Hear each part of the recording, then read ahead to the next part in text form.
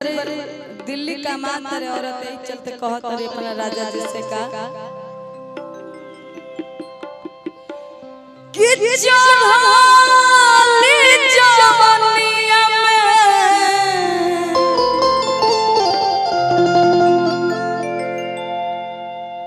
रहता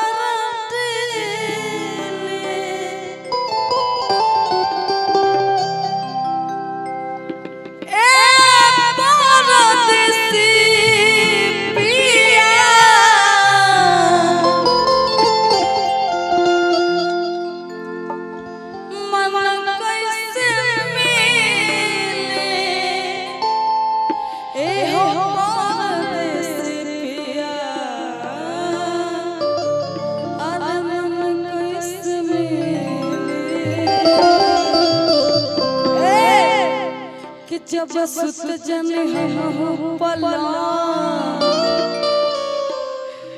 दर्द कर लगे हमर वाला बड़ा रन कर रहती सा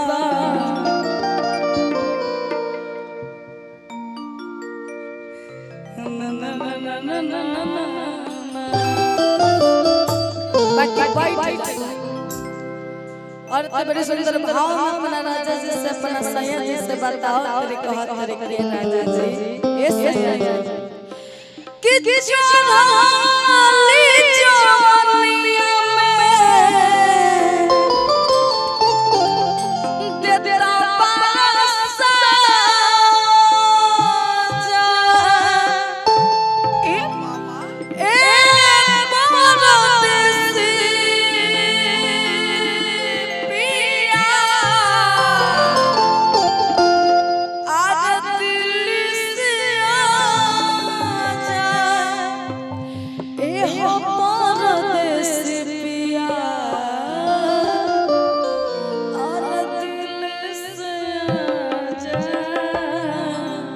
सुत जा कि जब सुत जने हम पला दर्द कर लगे हमरो कि बड़ा मन कर रहती सा खूब सजिया करती जा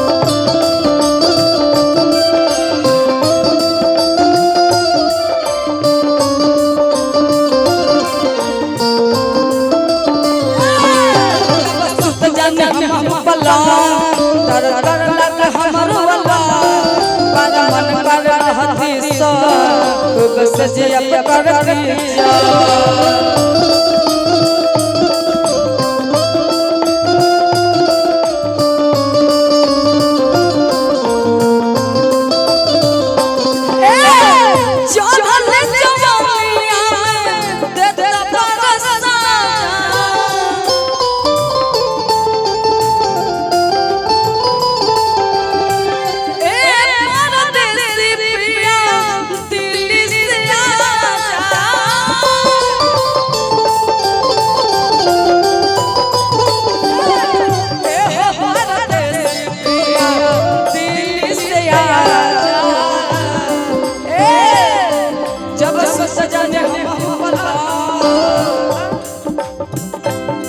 जब सुत जाने हम पला दर्द कर लगे हमरो वाला बड़ा मन कर रहती सा खूब सजिया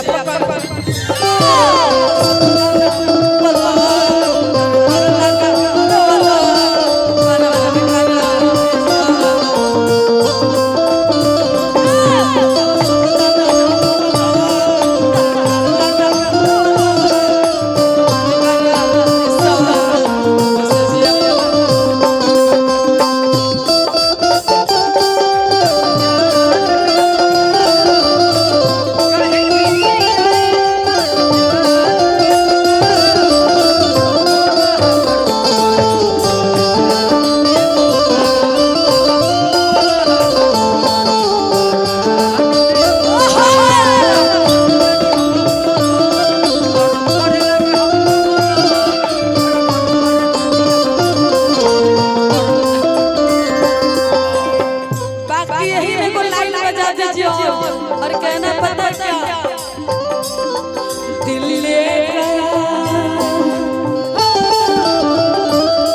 दिल ले गया परदेसी कोई रोकना दिल ले गया परदेसी कोई रोकना क्या होगा होगा होगा यही सोचना क्या होगा होगा होगा यही सोचना क्या होगा होगा होगा यही सोचना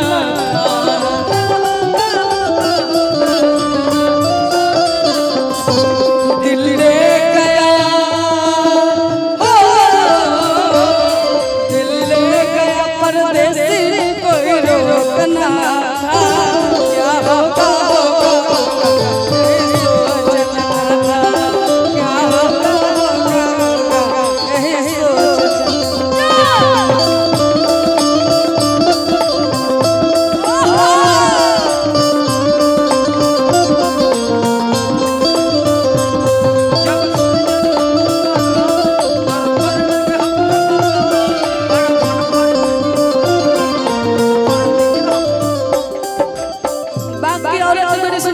अपना राजा जी से अपना सैया जी से बताओ तरीका हर तरीका शीला जी पहले पहले राजा का विकास जी कहाँ ध्यान बराबर पहले पहले राजा लैला कमाना लाके बैठना अपना खाना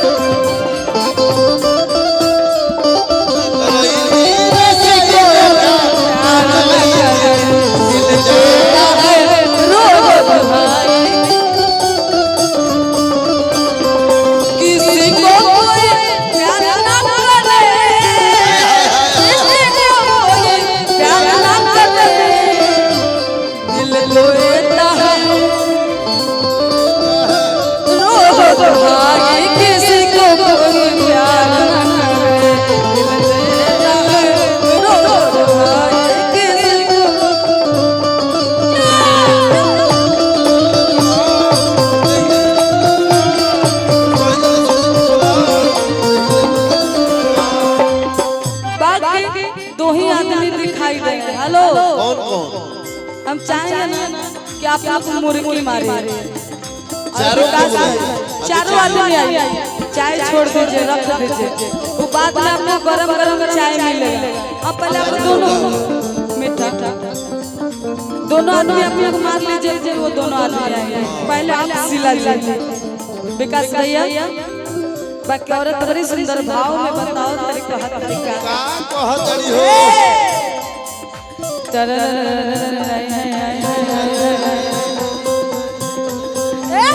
पहले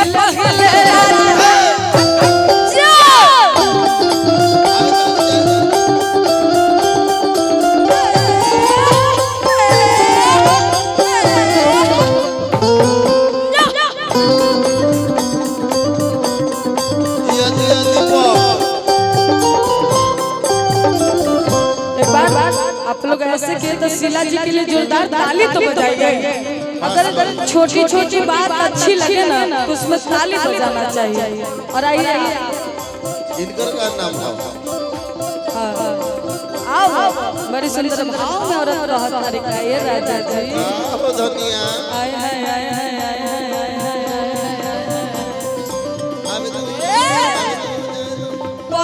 पहले राजा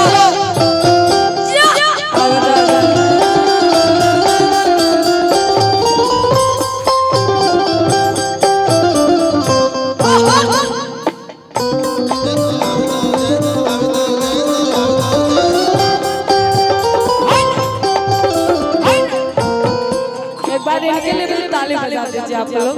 बहुत बहुत धन्यवाद। हेलो चाय वाली इधर आओ। ए पापा की परी इधर आओ, चाय फेंक दीजिए आप। क्या बात है भूले लीजिए। आइए पहलवान साहब के तनी मुर्गी देखल जाओ। हम क्या मुर्गी देखने के लिए काय ला रहे पहलवान हैं। साहब आइए मारी आए हाय हाय हाय क्या बात है। जितना लचक दिख रहा है इस इतना चीजों में तो समझिए बहुत सारी चीज अच्छे हो। विक्की सर का देखिए, विक्की सर का। हाँ पहले राजा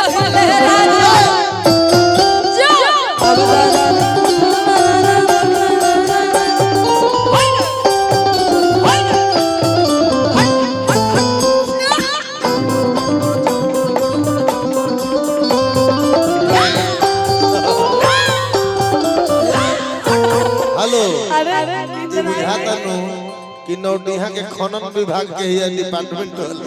बाकी आप मुर्गी मारी है शर्मा नौटिया खनन डिपार्टमेंट। शर्म नहीं होना चाहिए, बहुत नहीं होना अच्छा। चाहिए। एक बार इनके लिए जोरदार ताली बजाइए। दोबारा आपको मारना होगा। एक बार दोबारा मारने के लिए ताली बजाएंगे हम सब लोग। मारो और खुल कर मारिएगा। खोल के क्या होगा नहीं होगा वो मत दिखेगा। अपना बॉडी के बारे में मत सोचिएगा कि मेरा देह हिलेगा, मसल डोलेगा, क्या डोलेगा, उस नहीं सोचना है। मुर्गी मार देना है। आओ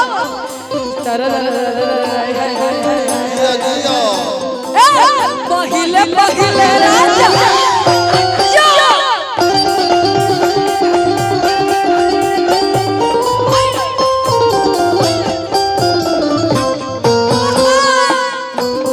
क्या बात है। जोरदार ताली बजाइए।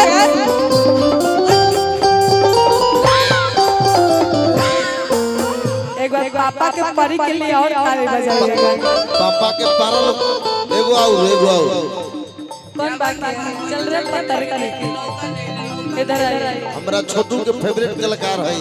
अच्छा छोटू के फेवरेट कलाकार। बहुत बहुत धन्यवाद। देखिए आपके जितना में लचक है ना उससे जितना सबके आपके पे निर्भर है। थोड़ा अच्छा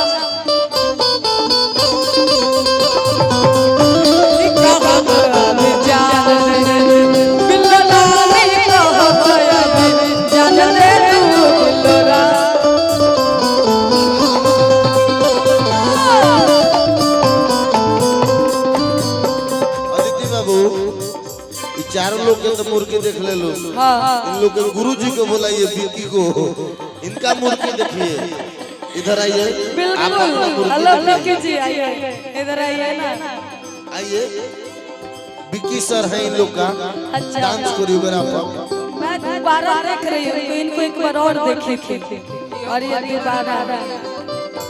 बाकी पहले इनको मार लेने दीजिए, फिर आप मारिएगा। ए इधर खड़े हो चाहिए, उधर खड़े हो जाइए।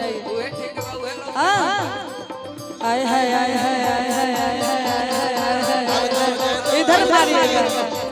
आपका मुर्गी का सब लोग कायल है, ऐसा मारिएगा कि इज्जत बचा लीजिएगा। पहले पहले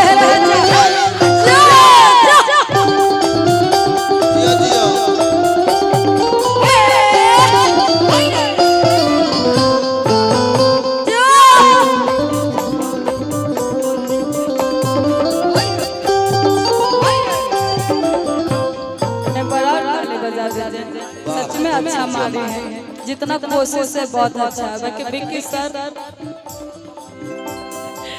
बताइए, हमारे कोल्लू जी उस टाइम से माथा घुटले थे, अभी आपका बारी आया तो माथा भी उठा लिए। कितने लोग विक्की जी को जानते हैं, तेरा हाथ उठाएंगे।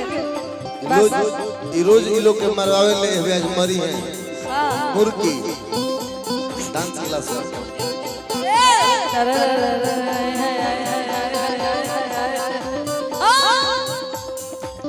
पहले पहले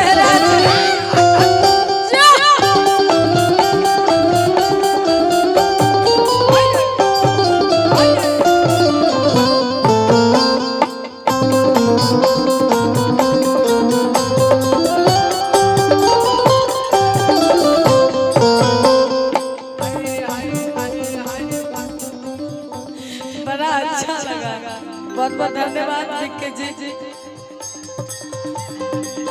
इधर आइए विक्की जी, इधर आइए, इधर आइए।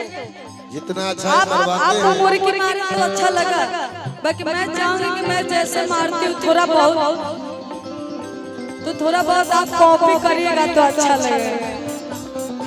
और वहाँ मार दीजिए, फिर हमारा बारी रहेगा।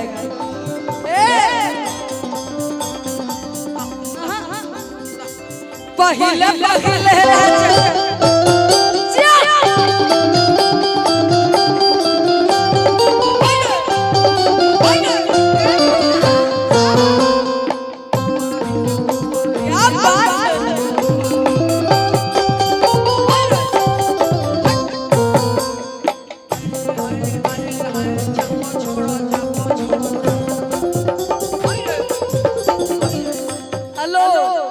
कॉपी नहीं करिएगा। तने अदिति बाबू अपन दिखावा तो तू अपन दिखावा मुर्गी। हम तो अपना दिखाए। बिल्लू जी एक बार आप खड़े हो। नहीं नहीं नहीं नहीं बिल्लू जी एक बार नहीं कहल जाला बिल्लू जी कि जब जैसन सब जैसन हम महफिल में कर के ना देखले तो फिर मरद कैसन। एक बार बिल्लू जी के लिए जोरदार ताली बजाएं। आप बोले मुर्गी से हट के दूसर कॉपी कर लो, फिर से एक बार लजा हम कॉपी करके दिखाओ दे, मार कॉपी करिए लो।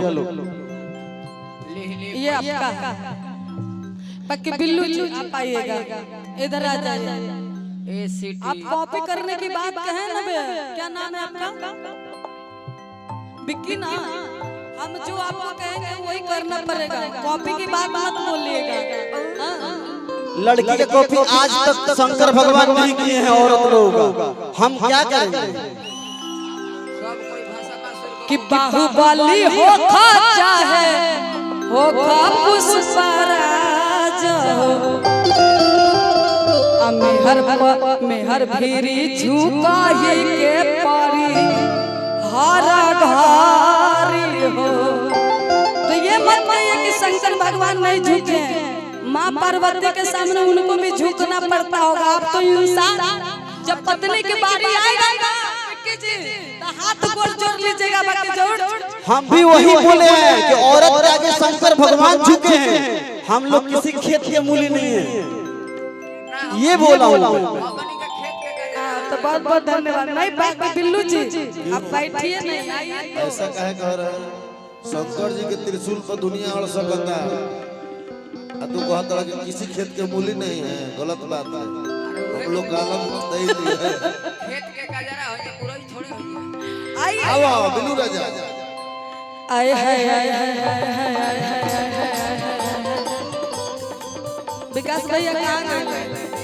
अच्छा बाकी बिल्लू जी मैं तो आपको कुछ नहीं कह सकती, बाकी गोलू जी का आदेश दिए कि थोड़ा बहुत कुछ कर देना। बहुत बहुत धन्यवाद जो आप खड़े हुए हैं। बाकी पहले पहले राजा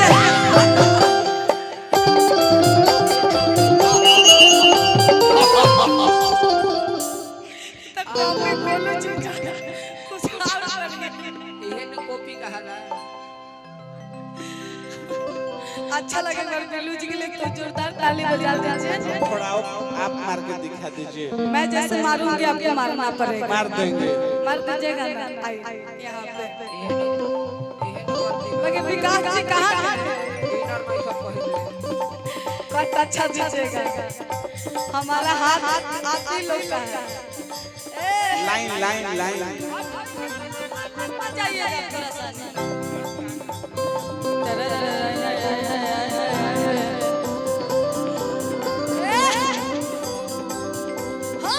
पहले पहले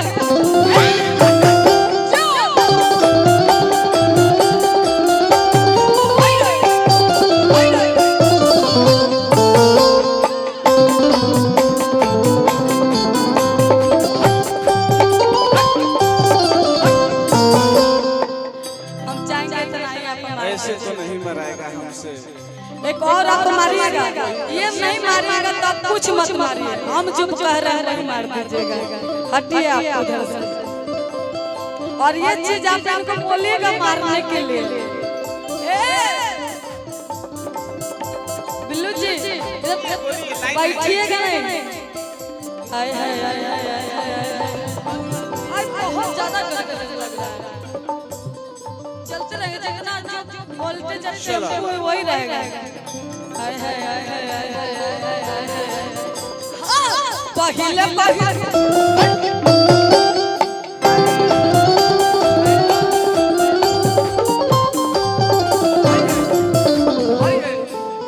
खाली इतना करिए।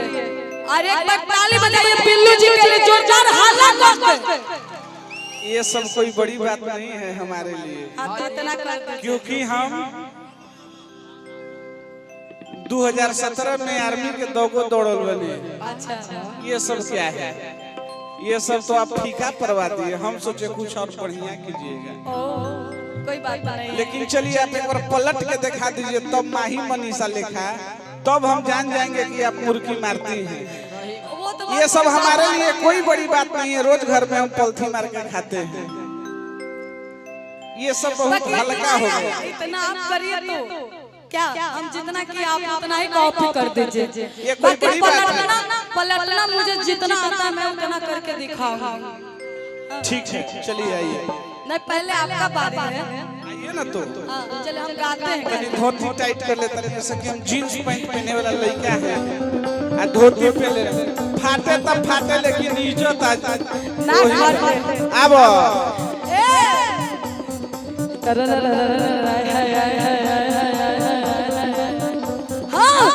पहले पहले ये कौन बड़ बात है? ये सब लंदर फंदर है, थोड़ा अलग। ये आप एक बार बैठे, ये तो गलत बात है कि नहीं है? गलती थोड़ा पलटने वाला कीजिए। पलटने वाला आप करिए तो हम करेंगे। पलटने वाला बात ये किए हैं। हाई जंप 5 फीट फानते हैं, गोला 16 फीट बिकते हैं। वो ठीक है, तो पहले हम आपका कॉपी भी तो कर लेंगे। दुर्भाग्य है कि हम आर्मी के जमान नहीं हुए, क्योंकि मोदी जी 4 साल वाला कर दिए, हम रिश्ते तोड़ दिए।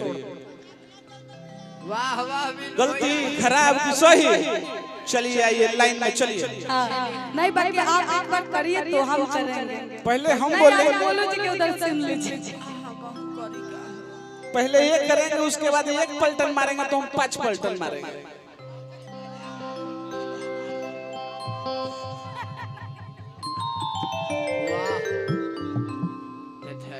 एक बार आप कहे नहीं होगा चलिए गीत संगीत करिए, हटाइए ये सब चीज। नहीं, क्यों नहीं होगा?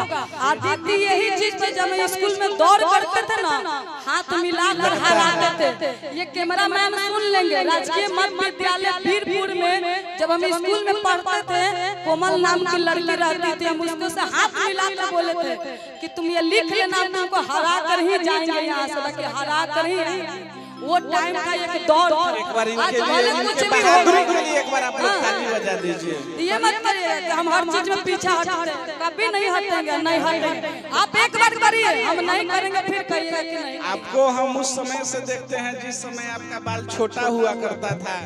हमको तो लगता था आप बिहार पुलिस में जाएंगी, लेकिन आप संगीत में आ गई। आईटी नहीं था।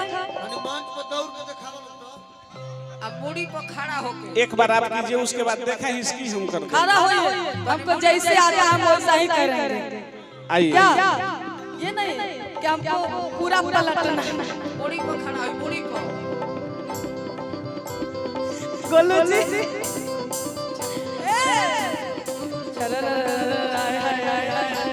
भाई आप लोग हंसेगा नहीं, ये इज्जत की सवाल है, ठीक है?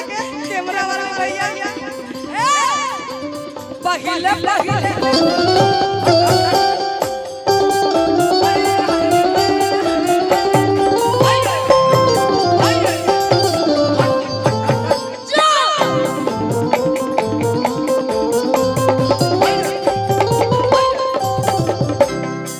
जैसे आया वैसे आप करिए, हम करके दिखाते हैं। आइए।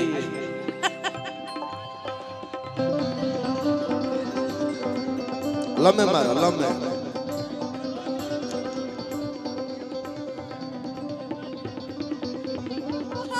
एक बार इनके लिए जोरदार ताली बजा दीजिएगा।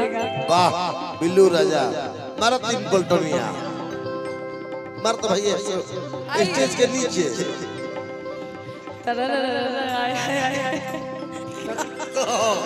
तीन में नीचे।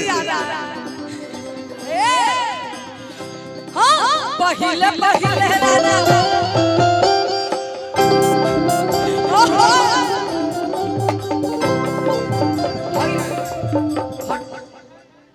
मेरे ताली बजा दीजिए, ताली। के लिए जब आप किए ना, मैं एक चीज कर दूं तो फिर आपसे जीवन में नहीं होगा। बाघ भैया के बाकी मैं नहीं कर सकती हूँ, बाघ भैया बोल के मरी है। नहीं कर सकती। 5 में कहल हो, 1 में भाई। हाँ चलिए अब गाना। ये सब चीजों मेरा जमाना का था, एक चीज छूट गया, न तो बॉडी को ऐसे मोड़ते थे ना, रबड़ जैसा मुड़ जाता था। इन दोनों कलाकारों के लिए आप ताली बजा दीजिए। इतना अच्छा पहिले मूर्ति लोग। कि लैला कवनावा लाके बैठैला अपन घरवा। आइए ना शीला जी कि जाए बेदर्दी तू निर्दयी हो गईला, काट धागा गाना कि पिया परदेसी हमरा रहलो न जाला, अजवाना के अगिया सहलो साला, अजवाना के अगिया अरे सहलो सहारा। ऐसे कि जब सुत जन हम हुबला तब कर लग हमारा वाला, कर मन कर रहते सा सजिया पकड़ जा कर लग हमारा वाला, कर मन कर रहते सा सजिया पकड़